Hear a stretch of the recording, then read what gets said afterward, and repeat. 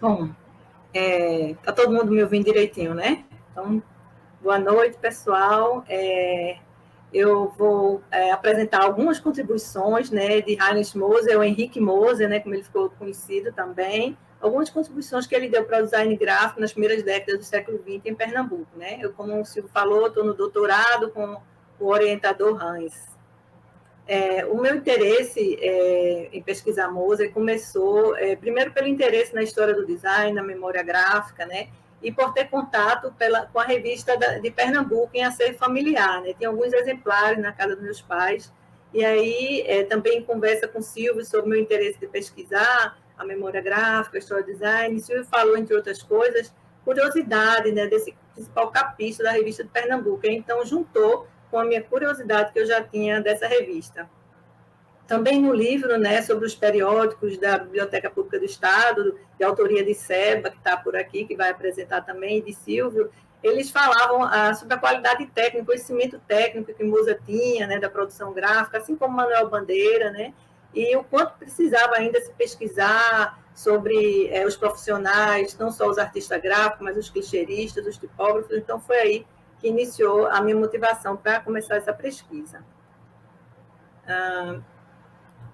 Então, Moser foi um artista alemão, né, como o Silvio disse, que se radicou aqui em Pernambuco, mais especificamente em Recife, e chegou aqui em 1910. E ele deu grandes contribuições para as artes visuais e as artes gráficas, mas ele ficou muito mais conhecido, né, como vitralista.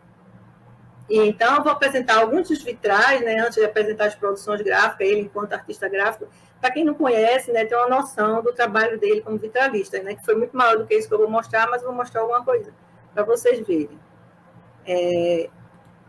Então, Moser trouxe, né, a técnica do vitral para Pernambuco, porque para o Brasil um outro alemão tinha levado para São Paulo, e deixou diversos vitrais que podem ser encontrados hoje, né, em prédios públicos, como a Fundação Joaquim Nabuco. Também tem no Palácio da Justiça um vitral triplo enorme, né? E além desses vitrais profanos, tem os sacros, como na Igreja das Graças. Vou passando rapidinho, que é só para dar uma ideia. E também ele fez vitrais em residências, né? E esses vitrais em residências geralmente tinham cenas de costumes locais, né?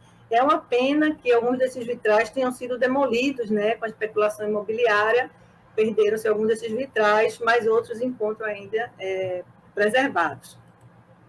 Também ele pintou em diversos tipos de suporte, em azulejo, teto de igreja, né? Aí é o fundo da sala do Tribunal do Júri, no Palácio da Justiça, e ele pintando ali do lado esquerdo e aqui do lado direito, como está hoje, né?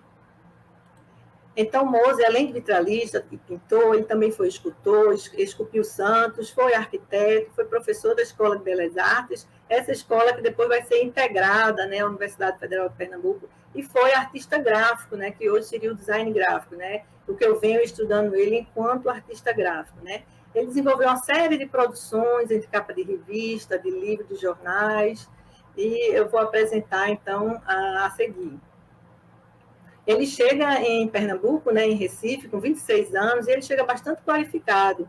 Ele estudou em 2 escolas de arte, lá em Munique, onde ele nasceu, uma delas mais antigas, né, da Alemanha, essa que está com a imagem em cima, ela no início do século, né, 20, e embaixo ela hoje reformada, atualizada, ampliada, em pleno funcionamento. E artistas renomados e designers como Paul Klee, Vassily Kandinsky estudaram lá, e Moser teve uma formação bastante completa, né, que transitou aí desde a arte, do design, da arquitetura, né? Então ele teve uma formação bem completa, e esse momento na Alemanha era quando se discutia a integração da arte com a indústria, né, devido à mecanização da produção industrial, da produção em massa, né? Então, é nesse ambiente de discussões, de reflexões e transformações que Moser cria seu repertório e traz com ele para Pernambuco.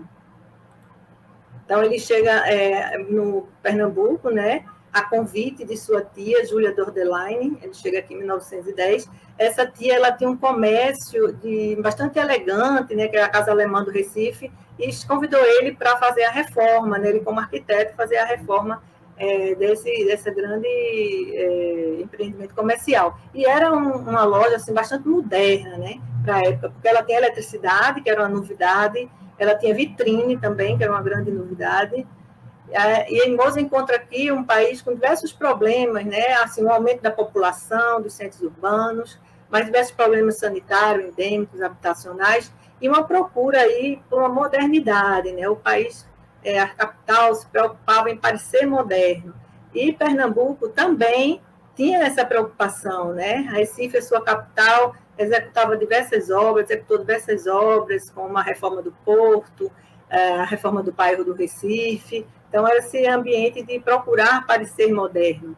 E essa busca pela modernidade também podia ser vista, esse imaginário da modernidade podia ser vista através das capas da revista, dos periódicos, né? Era construído também através do plano imagético, né? Em termos de técnica gráfica, né, a litografia estava estabelecida, né, como foi falado na semana passada sobre a litografia, e aí no início do século XX já vai sendo substituída paulatinamente pela autotipia, que é a impressão por clichê a meio tom, né? Esse clichê, que era um clichê reticulado, permitia, então, fazer diferenças tonais e permitia, com isso, reproduzir a fotografia, né? Que a litografia não dava essa condição de reproduzir fotografias. Então, foram diversas produções que Moza gráficas, né? Dessas produções gráficas que Moza fez, que é o foco aqui é a produção gráfica, e eu vou apresentar algumas capas da revista de Pernambuco. Essa revista, ela chama atenção dentro do trabalho dele, porque não só pelo apuro técnico, mas também pela grande quantidade, né? Ele desenvolveu entre 1924 e 1926 essas capas, né?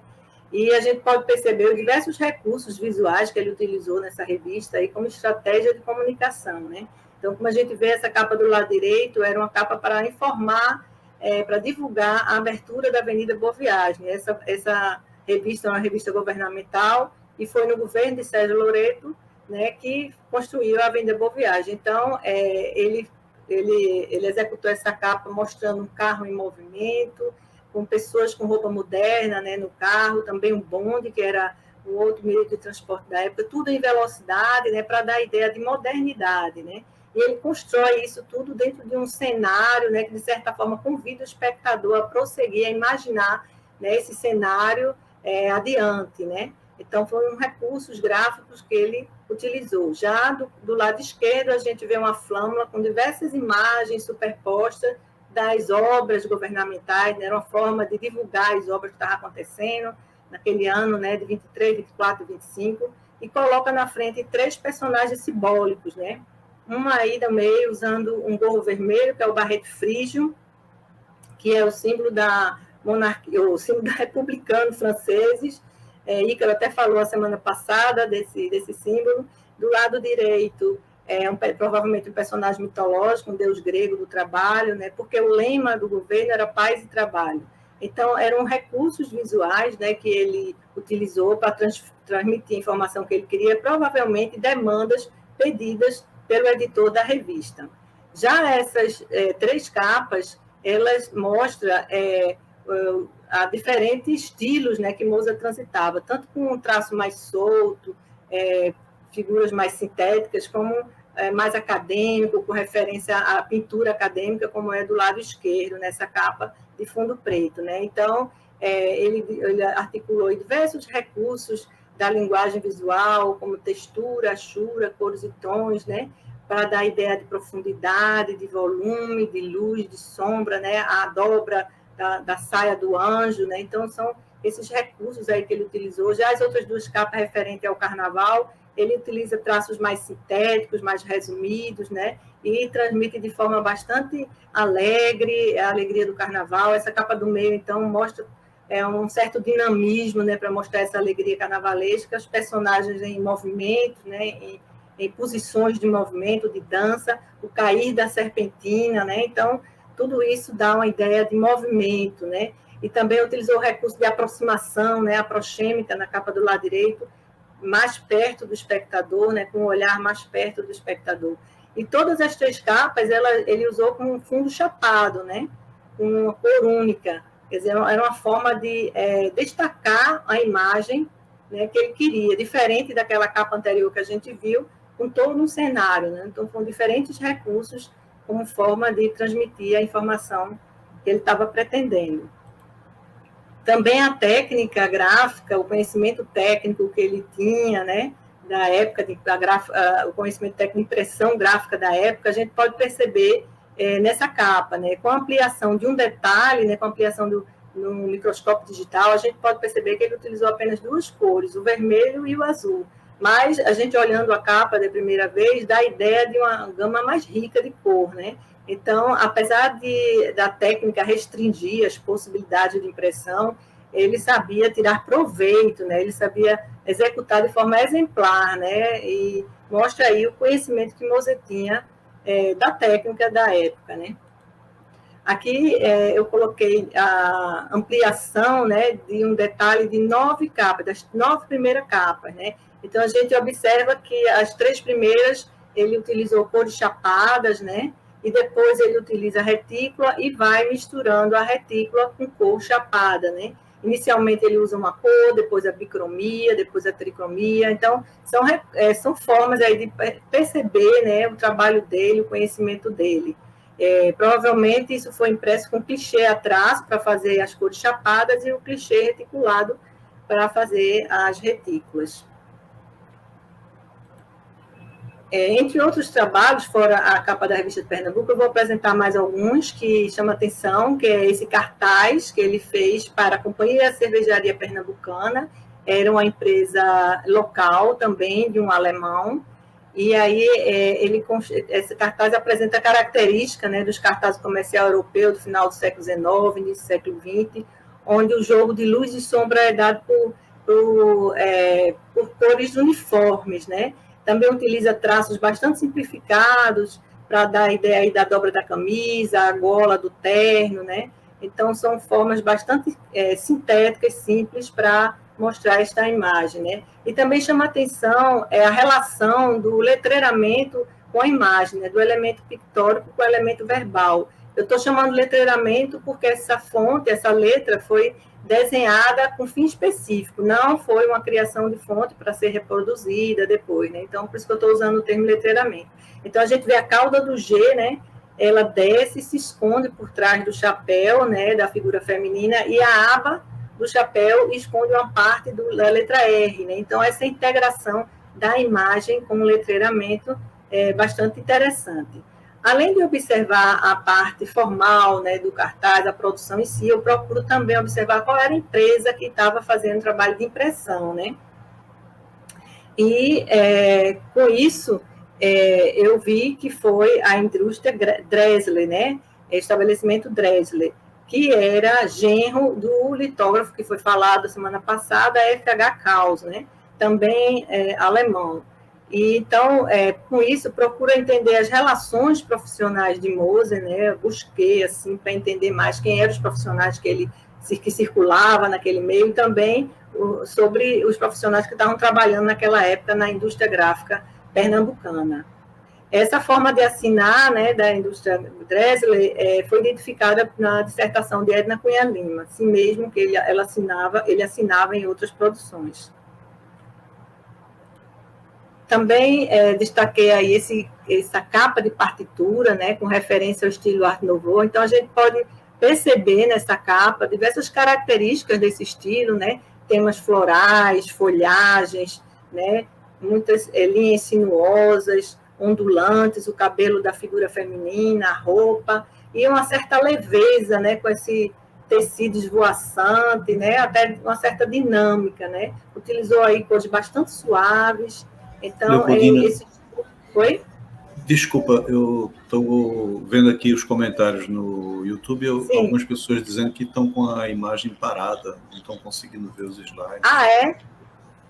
E agora? Está em que imagem? Tem gente dizendo que está normal aqui, tem gente dizendo que está parado, tem gente dizendo que não está vendo a mudança das imagens.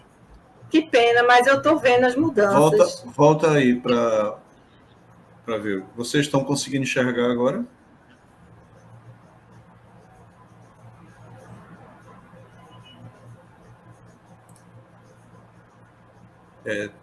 Provavelmente tem algum problema nas internets de cada um, né? Imagino. Talvez possa ser possível eles verem quando fizerem. Eles estão vendo parado ainda. Tem gente dizendo assim, ainda está na revista de Pernambuco. Ainda está na revista de Pernambuco? Tem gente falando isso. E o cartaz agora, estão vendo? Vamos voltar para a revista de Pernambuco, a última, só para a gente testar. Essa. É uma pena, porque tem muita coisa boa, né? Tem gente dizendo que está parado também, que pensou que estava andando, mas está parado. Para nós aqui no estúdio, a gente está vendo normal. Então, não sei bem o que a gente poderia fazer. Já tiramos a apresentação e colocou de novo, foi?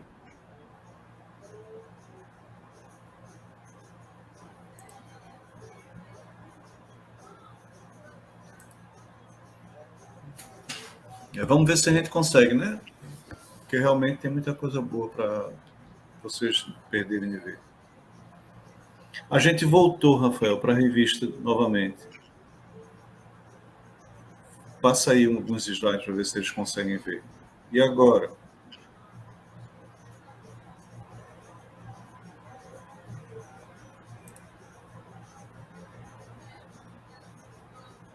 Tem gente aqui, Bruno está dizendo que está vendo no YouTube, está normal, né?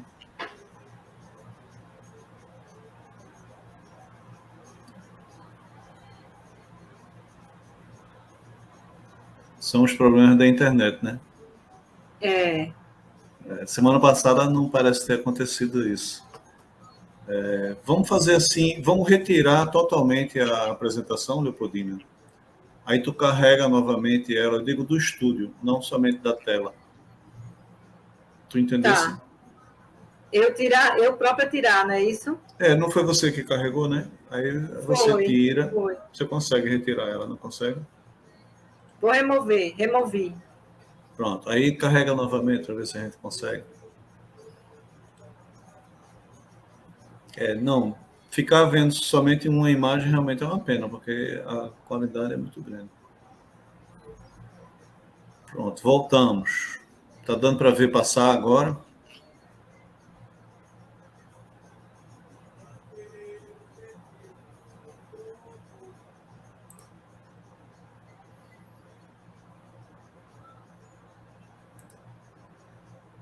Agora sim, estão dizendo aqui.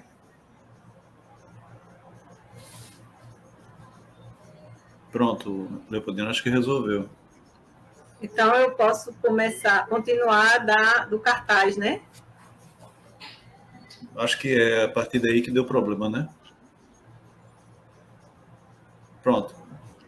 Continue. Então, pronto. O que eu falei do cartaz foi as características do cartaz, né? Que ele trabalhou com cores uniformes para dar ideia de luz e sombra, trabalhou com elementos bastante simplificados, que a gente pode perceber na dobra da camisa, do terno, e é interessante observar a relação da letra, né, do elemento pictórico, do elemento verbal com o elemento pictórico, da letra com a imagem, né, que é a cauda da letra G, está todo mundo vendo a cauda se escondendo por trás do chapéu da figura feminina, que também esconde um pedacinho da letra E. Então, achei assim, bem interessante.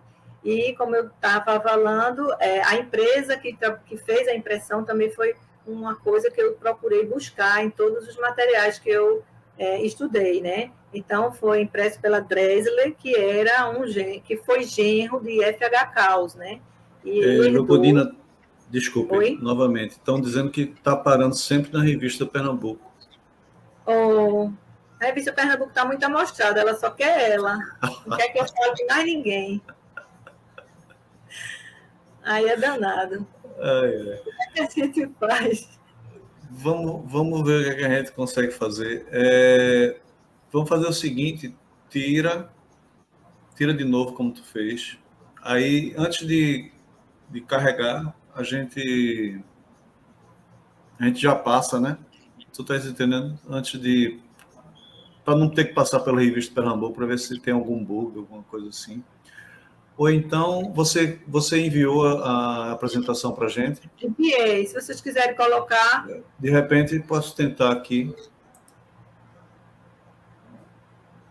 Deixa eu ver.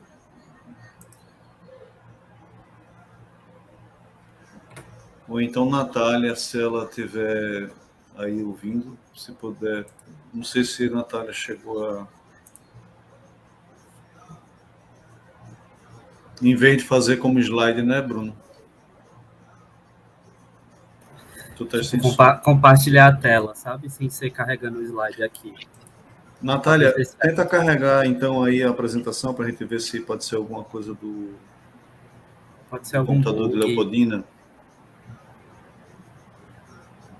Tu já retirasse a tua, Leopoldina? Tirei. Pronto, isso aqui é com Natália, né? Mas deixa eu fazer uma coisa aqui antes da gente... Tu estás passando, Natália?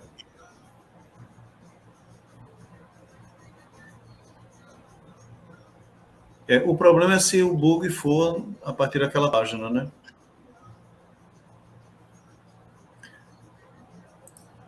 Será que agora vocês estão vendo essa daí?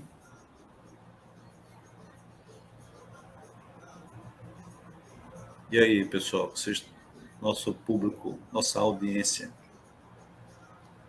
vocês estão conseguindo ver agora o Guaraná CCP ou parou de novo na revista Pernambuco? Simone disse que agora sim, a Angélica disse que passou. Pronto, então Leopoldina, talvez fosse alguma coisa a partir do teu computador, né? Vamos fazer assim, Natália, você... Bom, eu posso ficar passando também. Você me pede e eu passo adiante. Tá, Natália, pode deixar que eu comando aqui com a passagem, tá? Obrigado. Então, o pessoal não tinha visto o Guaraná, né? Não. Essa capa... Você estava falando justamente das características, né? As características, e eles estavam, né? sem poder ver a imagem. Sem poder ver, né? O recurso de luz e sombra que ele deu com cores uniformes, né? A integração do elemento verbal com o pictórico, né? Com o letreiramento Guaraná, né? A cauda da letra G que desce para se esconder por trás desse chapéu lão aí da mulher, e a aba do chapéu também esconde uma parte da letra R. Então, esse trabalho aí, esse jogo, essa brincadeira que ele fez com o elemento verbal e com o elemento pictórico, né? E, fora isso, como eu estava falando, além de observar a produção em si, eu procurei ver quem era a empresa responsável, né, da impressão. E na letra miudinha, lá embaixo, deu para ver que era o estabelecimento gráfico da Dresler, que era o genro de F.H. Caus, né, F.H. Caus que deu impulso à litografia aqui em Pernambuco e que vai ter também uma apresentação futura ainda sobre litografia. E essa forma de assinar, né, que eu encontrei na dissertação de Edna, que é igualzinho como ele assinava outros produtos que ele imprimia lá, né? Então, eu achei bem interessante para conhecer, né, o ambiente que Moser circulava, né, como é que era, a gente vai juntando aí o quebra-cabeça, né, de quem é quem, de quem trabalhava com quem, essas coisas. Pode passar. Essa capa do estilo Art Nouveau, que ninguém viu, né, provavelmente está vendo agora. Então, tem várias características dela, né, que dá para ver claramente, né, as folhagens, as flores, né, e as linhas sinuosas, ondulantes, o cabelo da figura feminina, né, o fato mesmo de ser uma figura feminina também é uma característica, o tecido esvoaçante dá uma certa dinâmica, e tudo aí com cores bastante suaves, né. Então, esse estilo, né, de Art Nouveau, que estava na Europa e que também foi muito usado aqui, né? Essa capa foi de 1920, mas eu não identifiquei quem foi que fez a impressão. Eu precisava também usar o microscópio digital para ver mais essa capa, e com a pandemia estava difícil, essa capa também está emoldurada na casa familiar, numa residência, então é difícil certos trabalhos. Pode passar. Essa capa do livro Jazz Band é uma capa que eu gosto demais, sabe? Ela traz aí duas cores bastante fortes, né? Vermelho e preto, mas ele usa o branco aí para integrar a imagem, né? E a gente vê que ele tem um poder assim de síntese da imagem, né? Muito grande, o uso do alto contraste e a gente vê também uma unidade visual, né? O letreiramento bastante geométrico, né? Em sintonia aí com o resto da ilustração. E também percebemos a relação aí do desenho, né, da imagem, da orelha do músico em cima do bojo da letra D e a baqueta ainda passando por cima da letra B. Então, a gente vê com isso como a obra de Moser é eclética, né, como ela é diferente de tudo que a gente viu, né, do Art Nouveau, do cartaz. Então, mostra aí esse ecletismo de Moser, né, bastante interessante. E essa capa de livro também foi impressa com letra bem miudinha, mas deu para perceber que foi pela Dresler também. Pode passar, Silvia. Pronto, Moser também deu uma grande contribuição para a imprensa ilustrada. Então, são diversos jornais, né, maravilhosos, com diversos expressivos. A gente pode perceber aqui do lado direito o ângulo inusitado, né, que ele utilizou de cima para baixo, né, que chama o ângulo plongé, e o olhar direto do Pierrot, né, para o espectador, né, uma forma assim, um objetivo assim de maior persuasão, né. Fora isso, os criativos letreiramentos, né, que ele utilizou, que completa aí a linguagem visual, né, ele utilizou aí a serpentina, né, para criar a palavra carnaval.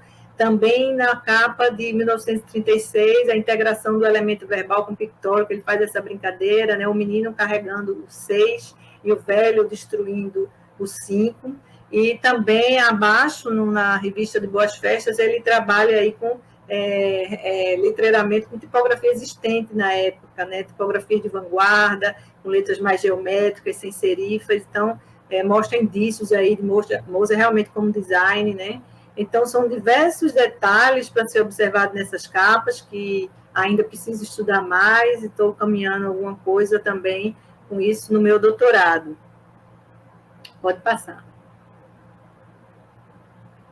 Então, Moser, né, todo esse material, né, vem revelando que Moser tenha domínio realmente nas artes gráficas, né, o que seria hoje o design. Esse artista alemão que trouxe o repertório dele, né, europeu, e aí se integrou com as experiências, as vivências dele nordestina, né, e construiu e desenvolveu diversas produções gráficas, né, que é o foco na minha pesquisa, além das de produções de artes visuais. E, além disso tudo, ele foi professor de Lula Cardoso Aires, né? E num livro de Ângela Távora Weber, o único livro realmente que fala de Moser, né, da biografia de Moser, ele fala numa página em homenagem a Moser, né, falando do mestre que foi tão importante para ele, né? E aí ele fala aí nessa frase do orgulho que foi ser aluno de Moser e aprender essa difícil arte de pintar, né, com entusiasmo, porque Moser também era um entusiasmado pelo que fazia, né. Pode passar. Para terminar, meu projeto, eu comecei com essa minha pesquisa, quando eu tive um projeto aprovado no consulado alemão de construir um catálogo digital das obras de Heinrich Moser, né. E Silvia me incentivou bastante para participar desse edital, e eu consegui, né, uma verba e desenvolvi ele como projeto de extensão no Instituto Federal de Pernambuco, onde eu trabalho, né. Depois eu segui para o mestrado e para o doutorado, né, que agora eu estou em curso. Pode passar. Então, aí eu mostro o catálogo digital, né, que está na internet, e também foi construído um site nesse projeto de extensão. E o site é o artmoser.com, e lá tem um link que leva direto para o cartaz. Então, se vocês puderem, visitem o site. Pode passar minhas referências e meu contato no próximo slide. Obrigada, minha gente. Espero que vocês tenham gostado, conhecer um pouquinho de Moser. Eu estou apaixonada, né? Então, sou suspeita para falar.